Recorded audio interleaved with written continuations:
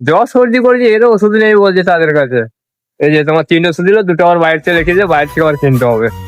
দেখো তোমাদের সাদ্দাম ভাইয়ের পরিস্থিতি এতটা খারাপ হয়ে গেছে যে শেষ পর্যন্ত হসপিটালে আসতে হলো। হ্যাঁ, সেই দিন সকালবেলায় চলে গিয়েছিলাম স্কুল, আর মাস্টারকে বলে আরিয়ানে ছুটি করিয়ে নিয়ে চলে এলাম ঘরেতে, কারণ আমার শরীর খারাপ হয়েছে, আর তার থেকেও বেশি হয়েছে আরিয়ান, কারণ তার রাত্রিবেলা হলে প্রচন্ড পরিমাণে কাশি হচ্ছে। তাই তাকে ঘরে নিয়ে এসে স্কুলের ড্রেস চেঞ্জ করে রওনা দিয়েছিলাম হসপিটালে যাওয়ার উদ্দেশ্যে, আর একটা ছোট ভাইয়ের বাইকে করে যাচ্ছিলাম আশুলিয়াতে। তবে আমাদের এখান থেকে 9:30টার সময় একটা বাস ছিল, তবে তাকে কোন রকম ভাবে মিস করে দিই। হ্যাঁ দেখো, তোমাদের সঙ্গে এরকম ভাবে গল্প করতে করতে আমি চলে এসেছিলাম বড়জোড়ার সুপার স্পেশালিটি হসপিটালেতে। তবে বড়জোড়ার সুপার স্পেশালিটি হসপিটালটা অনেক মানুষের একটা ভরসা থাকে, কারণ সকাল হলে এখানে টিকিট কাউন্টারে কয়েক হাজার মানুষের লাইন লেগে থাকে। আর দেখো, আমিও কিন্তু এখানেতে লাইন দিয়ে দিয়েছিলাম। তবে গাইজ, মনের মধ্যে ভয়ও লাগে, পাবলিক প্লেসে এরকম ভাবে ভিডিও বানাচ্ছি, যদি কেউ কিছু বলে দেয়। তারপরে আধা ঘন্টা লাইন দেওয়ার পরে আমাদের ফাইনালি টিকিট হয়ে যায় দুজনের। হ্যাঁ, সেই টিকিটকে নিয়ে চলে যাচ্ছিলাম আমি ডাক্তারের কাছে। দেখো,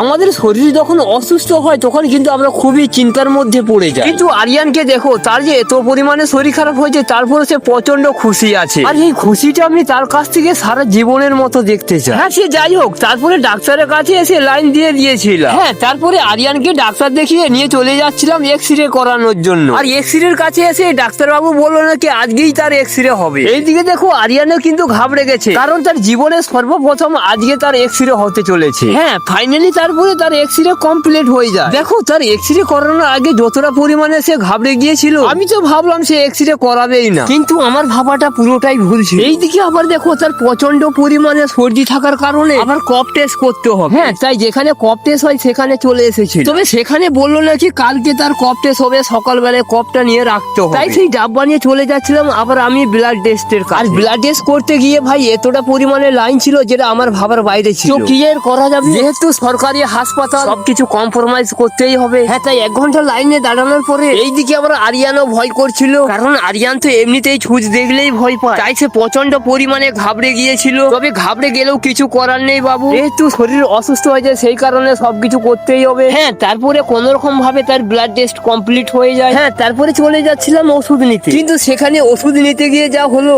আসলে কি আর বলবো, দেখো এতক্ষণ ডাক্তার দেখানোর পরে সরকারি হাসপাতালে এই একটা ফ্যাসিলিটি পাওয়া যায়, ওই যে 3টে ওষুধ দিলে একটা দিবে, বাকি 2টো কিনতে হবে বাইরের থেকে।